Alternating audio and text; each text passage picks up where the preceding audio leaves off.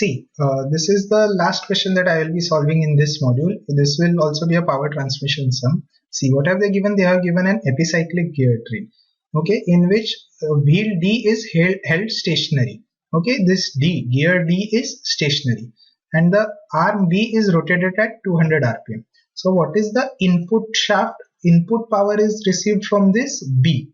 Okay, this arm B is somehow rotating and it is giving us a RPM of 200. Okay, so see, this is an important part. Keep this in mind that B is your input power source. Okay, so the wheels E and F are fixed together. So E and F are compounded together. Okay, you should remember compound gears. Compound gears are the gears which are on the same shaft, and they rotate freely on the pin carried by the arm. Okay, they are rotating about this arm. The wheel G is rigidly attached to the shaft C. That is what, this is your shaft, and on this gear is welded together. Okay, so shaft and gear are welded together. So G and C will rotate at the same RPM, A and D will rotate at the same RPM because gear D is mounted on this shaft A. They are asking us to find the speed of shaft C. Okay, what will be the speed of shaft C? So when we have to find the speed of shaft C, because C and G are the same, they are welded together, this gear and this shaft. So indirectly we have to find the RPM of gear G. Okay, and direction of rotation to that of B. So if B is rotating in anti-clockwise direction or clockwise direction, what will be the direction of rotation of C? So we can assume B to be clockwise or anti-clockwise, whatever you like, and correspondingly we can find out what will be the direction of C. And if the gear transmits 7.5 kilowatt, what will be the torque required to hold the shaft A stationary? Okay, so B is sending in the power. We have to keep A stationary. So how much energy will be required to keep this A shaft stationary? That is to keep this gear D stationary. We have to find that out. Okay, so this is the diagram that they have given to us, and this is all the given data, and this is to find. As always, I have drawn the table. Okay, so this will be, as always, fix the arm. So this will be gear 0, give +1 to some gear. I have taken gear D. Okay, so this is +1. Gear E is meshing with gear D directly. So we can find out its RPM. NE upon ND is equal to TD upon TE. So that will be NE is equal to TD upon TE into ND. And what is the RPM of D? +1. So it will be 1 only. Okay. But because it is external meshing, the sign will be interchanged. This will be minus TD upon TE.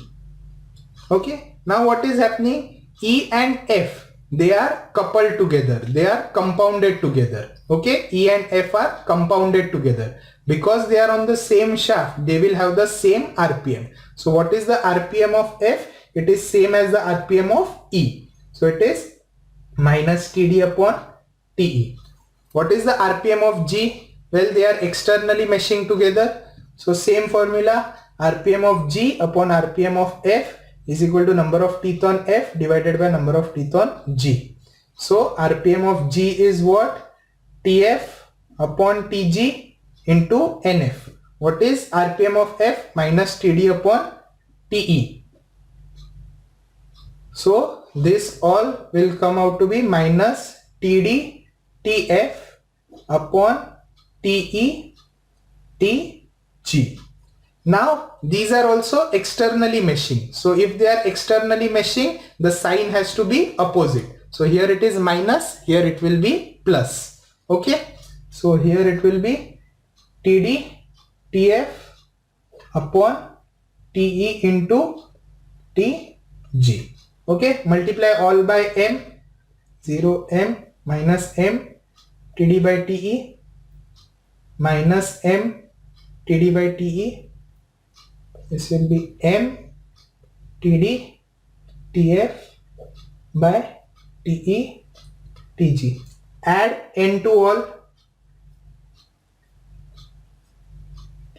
This will become N, this will become M plus N, this will become N minus M TD by TE, this will be N minus m Td by Te, and this will be n plus m into Td Tf by Te Tg.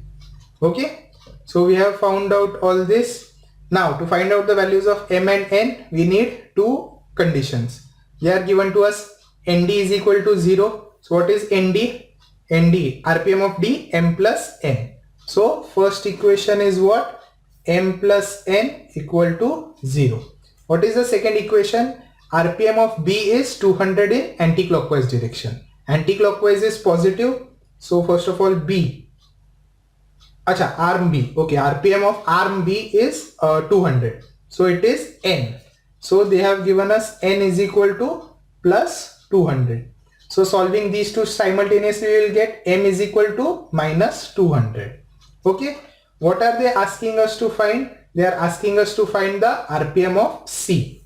What is okay, RPM of shaft C. See, shaft C is coupled to gear G. It means gear G is on shaft C. So whatever will be the RPM of G, same will be the RPM of C. So indirectly we have to find the RPM of G. So what is the RPM of G? RPM of G is N plus M into Td Tf upon Te Tg. So that becomes how much? N is what? 200. M is what? Minus 200 into Td. Teeth on D. Teeth on D. Okay, they haven't been given to us. Okay. Tf is how much? Tf is 40. What is Te? Te is 20. And what is Tg? Tg is 30. So we have to find out the number of teeth on D. Okay, it is quite simple. See, this is the common axis. This is the common axis. So what is this? Radius of F plus radius of G. This distance is how much? Radius of F plus radius of G. And this same distance is how much? Radius of E plus radius of D. So we can write like this: radius of F plus radius of G is equal to radius of E plus radius of D. Okay, multiplying both sides by 2, we will get diameter of F plus diameter of G. Multiplying this by 2, multiplying this by 2 is equal to diameter of E plus diameter of D. Now we can use our regular formula. Module is diameter upon number of teeth. Okay, so diameter is equal to module into number of teeth. So module into teeth on F plus module into teeth on G, module into teeth on E plus module into teeth on. So cancelling all the m's over here, we are left with Tf plus Tg is equal to Te plus Td. So substituting all the values which are known to us, Tf is 40 plus Tg is 30, Te is 20. So Td we can get. So Td becomes what? This is 70 minus 20 is equal to 50. So substituting 50 over here and solving this, we will get 200 minus 200 into 50 into 40 divided by 20 into 30, which comes out to be minus 466.67. So as it is negative, so it will be in clockwise direction. So we can write over here 466.67, but in what? Clockwise direction. Okay, that is our RPM of shaft C, which will be same as RPM of shaft G. Okay, so now for the next part C. Next part is a little tricky. They have converted it into a little tricky kind of a situation. See, they are asking us to find the torque required to hold the shaft A stationary. So it is basically what they are asking us to find is what is the amount of torque on the shaft A. But see, currently see in this situation, see, in this situation they have given us that the RPM of D is 0.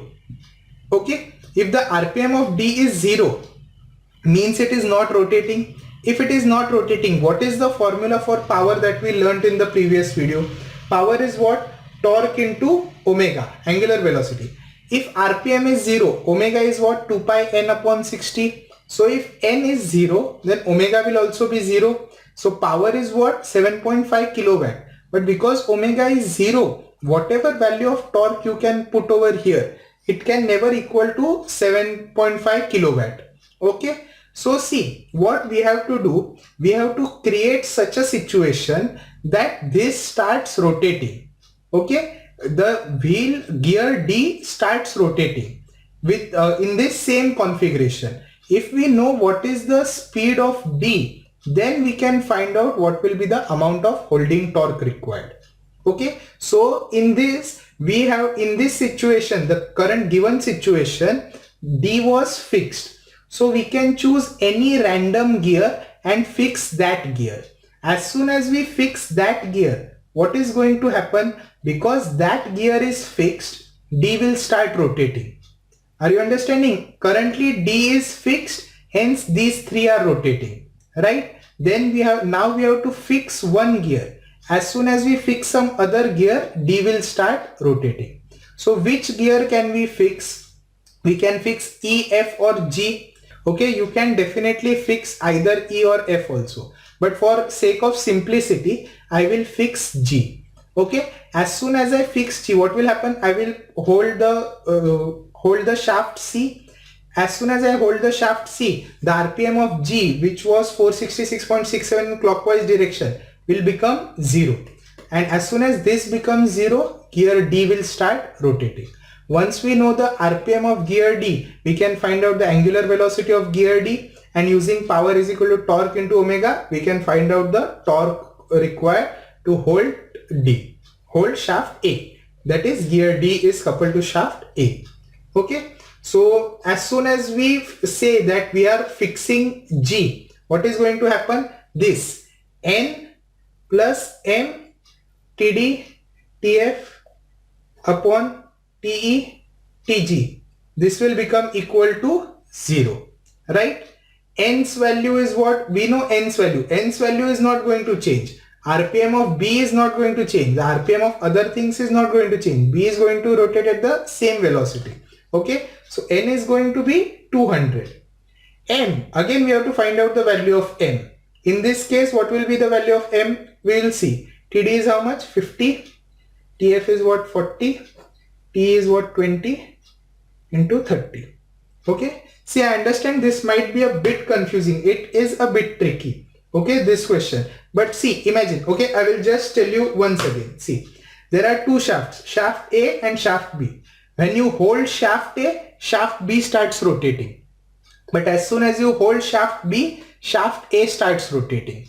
Okay, so that is what we are going to do. In the first case, shaft A is held stationary, and because of that, this shaft C is rotating. This shaft C is rotating with RPM 466.67.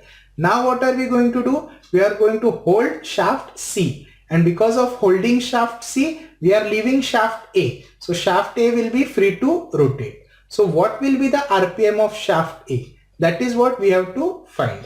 So that is what we are going to do over here.